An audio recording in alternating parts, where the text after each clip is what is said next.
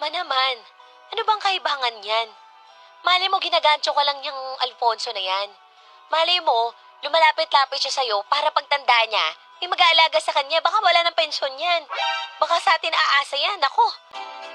Hello mga idol.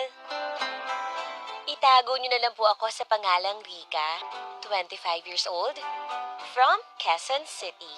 Dalawa lang kami ng kuya ko ay nag-aalaga sa mommy ko ngayon, mga idol. Maaga kasi kaming iniwan ng daddy ko eh. Naaalala ko pa nga, graduation day ko noon nung high school. Nung isugod siya sa ospital, mga idol. Kaya nga sa ospital ko na lang sinabit sa kanya ang valedictorian medal ko eh. Pero sa kasamaang palad, hindi na rin nagtagal si daddy. Matagal na lugmok no ng mommy ko, mga idol. Kaya nga hanggat maaari, ay nililibang namin siya ng kuya mon ko. Pero iba pa rin siguro talaga kapag masaya rin ang puso ni mommy. Hindi ko nga lang sigurado na kapag dumating ang araw na yon, kung matatanggap ko ba na palitan niya ang daddy ko. Masyado makapal. Mami! Oy, anak! Ay, good morning, anak! Aba! Aba, parang mayroon yatang lakad na importante ang mami ko ah. Aba, siyempre, ngayong araw na ito, attend ako sa annual homecoming namin ng mga amiga ko. Kaya pala, ang ganda mo dyan, mami ha. Grabe. Thank you, anak. Oh. Small thing. Napaka-sexy mo dyan ha. Parang alam mo yan, mami, yung sobrang parang ang aliwala sa mukha mo ngayon. Oo, ikaw talaga. Siyempre, may foundation ako binigay sa akin ng kapatid mo, si Rika. Asa bang kapatid mo? Rika! Ay! Rika! Halika dito! Mami, sandali lang po. Halika, O tingnan mo si bakit? mami. Ano meron? Parang Tingnan saya-saya mo. nyo ah. Naririnig ko kayo doon. O bago busy, mami. O, tingnan mo. O, grabe o. Aba! Ang ganda na mami namin ah. Ano meron? Ay, alumni homecoming namin ngayon. Di ba sinabi ko sa inyo? Kaya ito, nag-outfit lang ako. Sayang para makita nila na maganda pa rin ako, di ba? Hindi Aba. ako naaagnas. Mami, pag ganyan yung kasuotan mo, baka makahanap ka na ng kapalit ni Daddy doon, ha? Aba! O ano ba, Kuya Mon? Huwag mong ginaganyan si Mommy. Kasi di ba, Mommy, wala nang papalit kay Daddy ever. Ay, siyempre. Kung si Mami may magustuhan doon, wala tayong magagawa, di ba? Ay nako, Kuya, huwag kang epal dyan. Basta para sa akin, Mommy, si Daddy lang ang forever mo, okay? Ay, Diyos ko. Ano ba kayo? Basta, Mami, ha? Dapat, yung mahanap mo doon, dapat yung mas pogi kay Daddy. Mas matipuno kay Daddy. Diyos ko, magpa-party-party lang naman kami doon. Ano bang sinasabi niyong ganyan? Hindi naman ako makikipag-blind date. Oo nga naman pala. Party-party lang pala na andun. Pero, Mami, kung maaga ka matapos doon, i-chat mo lang ako at susunduin kita, ha? Oo, sige, alis na ako maaga pa ako sige na, wag mo na ako sunduin, umarkila kami ng van. Ganun ba? O, sige. Nako, Rika, nakita mo ba yung mga accessory ng motor ko? Nandun sa may kusina. Mami, ingat ka ha. Babalik ako niluluto ko, baka masunog na eh. Sige, Mami, ingat ka doon, ha? Sige mga anak, enjoy! Eto na ba yun? Homecoming. Ay, hoy! Ay! Esmeralda! Hello, Lola Orin! Aba, hindi pa rin nagbabago itsura mo, Yes. Uy, kumusta na? Kumusta na pagpapunta mo dito? Yung van, nakasakay ka ba o may natagatid sa'yo? Ay, nakisakay na ako sa van. Sayang naman, nagambag ako doon ng 300 pesos. Ay, naku, marami tayong food. At saka marami na tayong dumarating ng yung mga attendees, ha? Sige. Ay, lakas ng sound. Parang di ba pwede hinaan yan? Ganun talaga. Siyempre may mga okasyon tayo, hindi pwedeng mahina. Sa akin, nakihilo ko. Auring! Ay, Naku, Sino? party! sino ka? Auring! Ikaw ka! Ako to! Ako nga. Ikaw nga. Sino ka ba? Ay, di mo ba ako nakikilala? Kahawig na kahawig ko si Tercio Cruz III. Ano? Ako si Alfonso. Si Alfonso. Alfonso? Oo. Ay, ikaw na ba yan? Ay, nako. Bata pa, no? Akala mo, hindi ito matanda. Hindi. Sobrang tanda na nga na itsura mo. Kala ko nga papawala ka na. Ito talaga. Hindi ka pa rin nagbabago, ha? Hindi kita nakilala. Teka lang, excuse me, ha? Medyo nagkakamabutihan kayong dalawa. Kukuha lang ako ng drinks, okay? Oo, Mag-usap sige. muna kayo dyan. Oo. Uy. buti pumunta ka dito, ha? Na-invite ka pala. Akala ko wala kang friends, eh. Akala ko nga rin eh. Tayo-tayo lang eh. At saka akala ko hindi ka rin pupunta. Ay. Alam mo. Teka, lipat lang tayo sa kabila. Hindi kita maintindihan. Lakas sa music, eh. Ay, nako. Ay, Sige. Diyos ko. Doon tayo sa backstage. Oh, tara. Ay, nako. Diyos ko, lakas ng mga sound. Nabibingi ako. Ay, nako. Ito pala. May dala pala akong juice para sa'yo. Oy, salamat. Ay, nako. Ring. Ah. Alam mo, hindi ka pa rin nagbabago, ano? Oy, eto pa rin. Maganda pa rin. Alam ko eh. Hindi pa rin kumukupas ang kagandahan mo. Sa Aba. kapila na may edad na tayo. Pero kumusta ng pamilya mo pala? Yun. Meron na akong 2 anak. Eh, yung asawa mo. Ay, wala na. Biyuda na ako, eh. Umanaw na siya nung high school pa lang yung anak ko. O ikaw ba, siya na misis mo, sana sinama mo. Wala. Alam mo naman eh. Hindi ako nagka-jowa. Hindi ako nagka-girlfriend. Ay, Dahil matandang binata ikakan. bakit di ka na nagsyota? Alam mo, naging busy rin ako sa trabaho. Teka, ikaw, parang napansin ko no? Hindi ka pa rin nagbabago, pati yung long hair mo, parang hindi ka pa rin nagpapagupit ng meksi. Oo. Parang talaga hanggang ngayon, gusto mo pa rin long hair ka. Aba. Mahaba yung buhok mo. Siyempre, kahit kulay gray na itong buhok ko, gusto ko mahaba pa rin. Naalala mo nung araw, di ba? Gusto mo mahaba ang buhok ko. Alam mo, naalala ko lang, nagpagupit ka lang nung naghiwalay tayong dalawa. Ay, nako. Hoy, ayun na sign na magmumubo na ako sa'yo, no?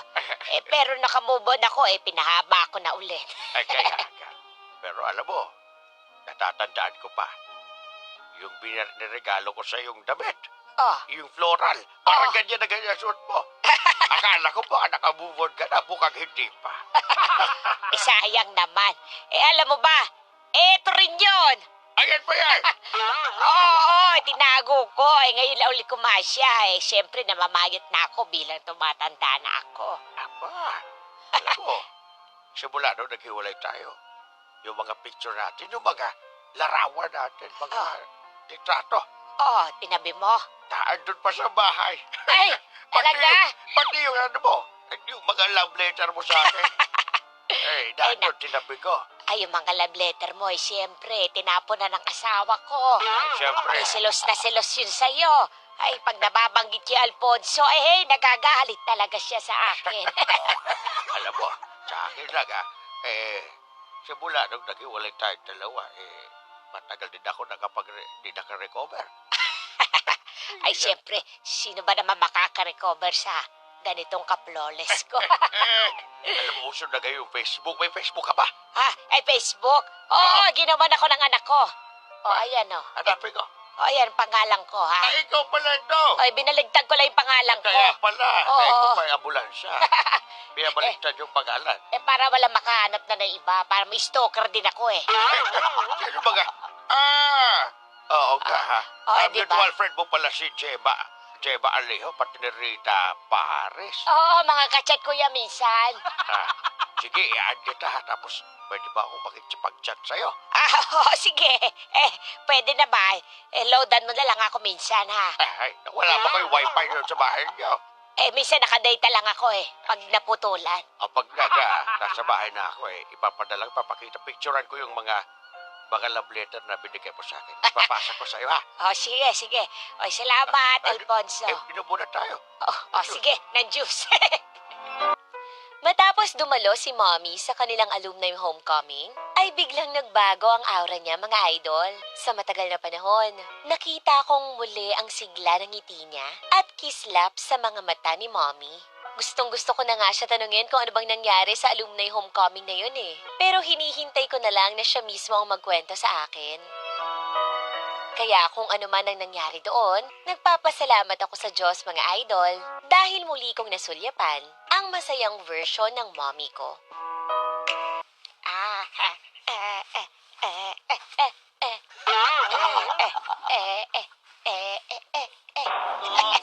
Aba! sigla-sigla ng mami ko, ah. Aba, siyempre, good mood ako ngayon, Mon. Alam mo, mami, Oh. parang may nangyari yata na maganda sa alumni homecoming mo.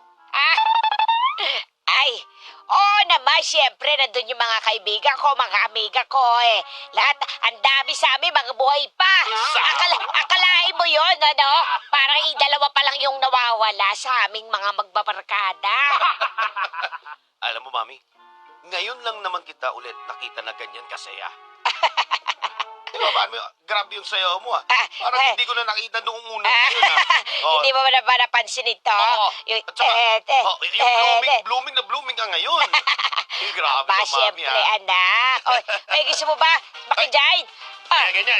Ay, ganyan. Oh, yan. ay, ganyan. Oh, anak ko. Oh, ayan. Galing mo. Sige, mami, exercise yan, eh. Ayan, ganyan. Diba? Ay, galing mo talaga, mami, ah. Aba, Ang saya talaga. Oh, si Berto na. 1, 2, 3. Oh, walis. Walis. Walis, yan. Ang galing mo talaga, mami. Anong kaguluhan yan? Ay, lalagay ka rito, anak. Sinasayaw namin si mami. Halika nga dito, Rica. Sumali ka Aba, ang dito. saya-saya yung dalawa.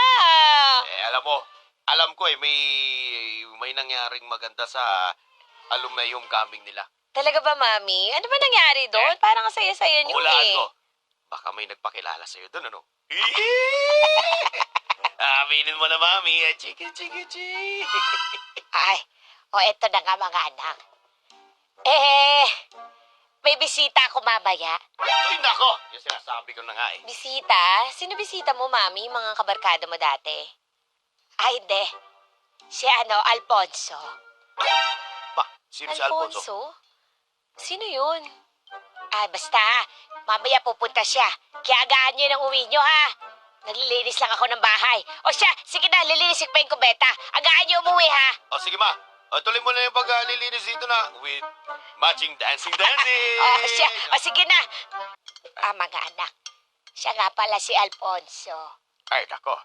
Dahil sa inyong dalawa, kayo pala ang mag-anak ni Auring. Ay, may pinagmadaan pala talaga. Magagandang lalaki at magandang babae, ano? Aba, siyempre. At paano ko ba sasabihin, Tito Alfonso? Sige po, kain lang ho kayo. Alam mo, pinaganda talaga to ni Mami para sa'yo kasi sabi niya, pupunta ka raw. At saka alam mo, hindi ko alam kung anong meron sa iyo, Tito Alfonso. Tingnan mo, grabe yung saya ni Mami. Ngayon lang namin siya nakita ng ganyan, sa totoo lang. Kuya, okay naman si Mami eh. Masaya naman po talaga si Mami ko pag nandito siya sa amin. Siyempre, pinapasaya naman namin siya ni Mami, kami ng kuya ko. Sapat naman na kaming mga anak niya na nandito, di ba kuya? Pero hindi eh. Parang iba yung energy ni Mami nung nagkakilala kayo, Tito Alfonso. Pero mas masaya yung energy ni Mami dati nung nabubuhay pa yung daddy ko. Di ba, Mami? Di ba mas mahilig din kayo sumayaw ni daddy? Lagi kayo sumasayaw ni daddy? Oo. Sumasayaw din kami ng daddy ninyo. Pero ito si Alfonso, ang magaling na dancer ito. Ay, oo. Nung araw, talaga. Ito ang break dancer nung kabataan namin. Totoo yun. Kami nga, magkaroon kami ng programa sa eskwelahan. Kami lagi ang partner ni Auring. Talaga ba? Grabe naman, kaya pala magaling din si Mami magbugit sa cha-cha. Siyempre. At saka, alam mo, Tito Alfonso, grabe, si Mami, nagpa-foundation na ngayon. At saka, yung cellphone niya, dati naka-charge lang yan. Dyan lang sa may sopa nakalagay. Ngayon, hawak-hawak na, nakangiti habang kachat. Ikaw yatang kachat, Tito Alfonso, eh. Binubuking mo pa ako. Ikaw talaga, ma. Excuse po muna ha. Mauna na lang po muna ako sa kwarto. Uy, tika. Uy, di Oy. pa tapos. Talaga. Baka, lang yan, ma. Baka may hangover, lasing kagabi. Ay, ganun ba? Ano ba, Tito Alfonso? Dali, magkwento ka, ma. Sige, Dali. ikikwento namin sa iyo kung paano kami nagkakilala dati. Ayan. Rika. Uy, Ano ba? Bigla ka na pumapasok. ano ka ba? Ano ba naman pinakita mo doon sa bisita natin kay Tito Alfonso? Umalis-alis ka na, di pa nga tapos mo kumain, eh. Ay, nako. Parang naaasar ako eh. Lalo pa ikaw. Ginagatungan mo pa ba? Di ka pa naaano kay daddy? Anong kinagatungan? Anong ibig mong sabihin? Kasi si mami, di ba? Ba't nagdadala ng ibang lalaki dito? Kung kailan tumanda, nagaganyan pa si mami. Grabe ka naman. Alam mo, Rika, si Mami, ano mo naman, mula nung namatay si Daddy, hindi mo na makitang umiti, hindi makipagkwentuhan, hindi sumasayaw. Alam mo, pagbigyan na natin si mami patanda na yan.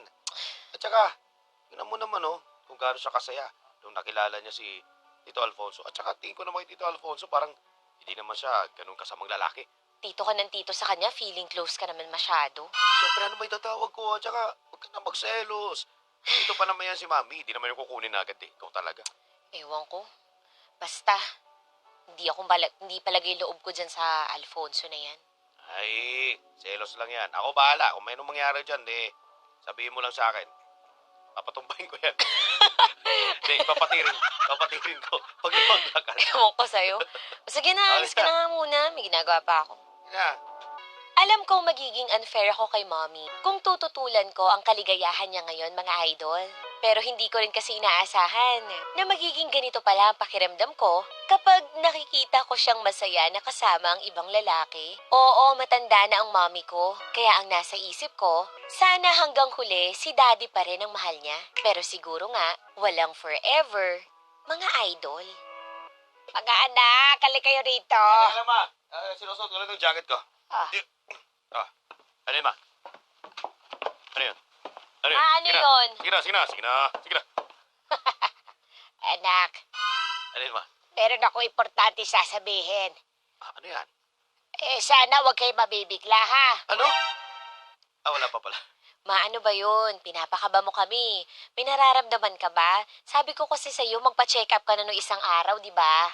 Naku, Ay, ma. hindi. Yan ba yan? Kalusugan ba yan? Tungkol ba sa kalusugan mo yan? Ay, hindi, anak.